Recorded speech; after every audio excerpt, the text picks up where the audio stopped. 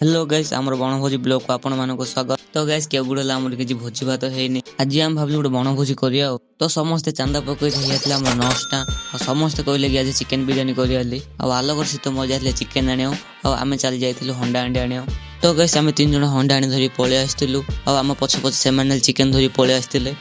और पुथी भाई पलि आसते। तो गाइस पुथीपुर गाड़ी आलोकर पतापर हंडा हांडी धरी चली जाते आमाजन जंगल कफ आने से हम आम बनभोजी और गाइस पछ पछ आम चली जाते आमाजन जंगल। तो गाइस आम पहुंच जाते आमाजन जंगल रे और सफासफी कर पुथीपुर मोर लगी चुली खोलिया और पता भाई पीऊ भाई रांधिया जाल आनुले और हंडार पानी पकई बसा जाता बिरियानी और पानी सरी आते तो शीतम भाई मोर पलि आसलु पानी और अखा नेब और गाइस बोतल बेस बड़ होता तो पाइप फिटिंग होना से बाल्टी पानी भर्ती कर बोतल भर्ती करदेलु पानी भर्ती कलापर अखा धरी पलि आसलु